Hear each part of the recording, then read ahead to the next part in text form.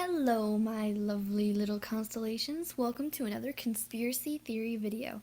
I'll make this intro quick because I'm super excited to get into the nitty-gritty of this video.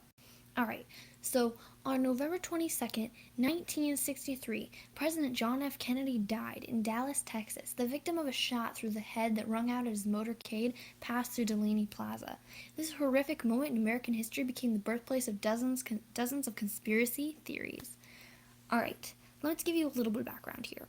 The Warren Commissioner's investigation of JFK's assassination, commissioned by Lyndon B. Johnson in the months following Kennedy's death, determined that the killer was former U.S. Marine Lee Harvey Oswald, acting alone, who fired 3 shots from the Texas School Bank Depository along the motorcade route. But many Americans aren't buying it. Polls suggest that since the assassination, people disbelieve the lone gunman theory. Up to 52% of Americans believe that Kennedy's assassination was a conspiracy in the week after the president's death. The number reached 81% in both 1970 and the 1990s. Alright, so let's get into the first theory out of 3 that I'm going to present to you. Alright, the government. Did the government do it? 13% of Kennedy's... I can't speak. 13% of Kennedy's conspiracy theories... Okay. 13% of Kennedy conspiracy believers think so. According to some polls, it's not entirely clear who these believers consider to be the government, but a number of theories involve government agents. One popular accusation is that Lyndon B. Johnson, Kennedy's vice president, ordered the deed. He had a motivation, a desire for the presidency, and that he worked... I have to turn the page in my script. Run. Alright. That he had a shadowy cable of co-conspirators. Supposedly, Johnson hated Kennedy and feared being dropped from the 1967 presidential campaign ticket. My next thing I have to present to you is the CIA.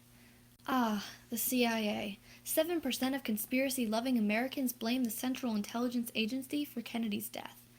The theory was perhaps even more popular in the 1960s and 1970s, as Americans became aware that the CIA had really plotted to assassinate Vietnam's President Ngo Diem and Cuba's Fidel Castro. After the failed Bay of Pigs invasion in Cuba in 1961, Kennedy and the CIA were on rough terms, leading to conspiracy-minded individuals to suspect the CIA retaliated by having the president killed. Alright, my next and final thing that I got for you today is anti-Castro Cubans.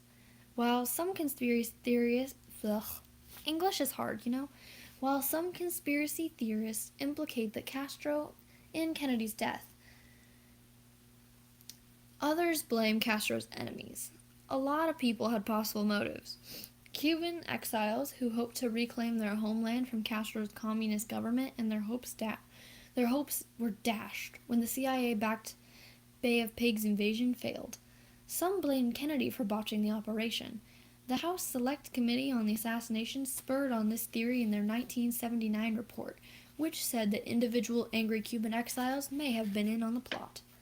Alright, so that's what I got for you today. Those are my 3 theories about JFK's assassination. Comment down below which one you believe, or if there's any other theories that you believe. I love you guys so much, and I'll see you on the next video. Bye!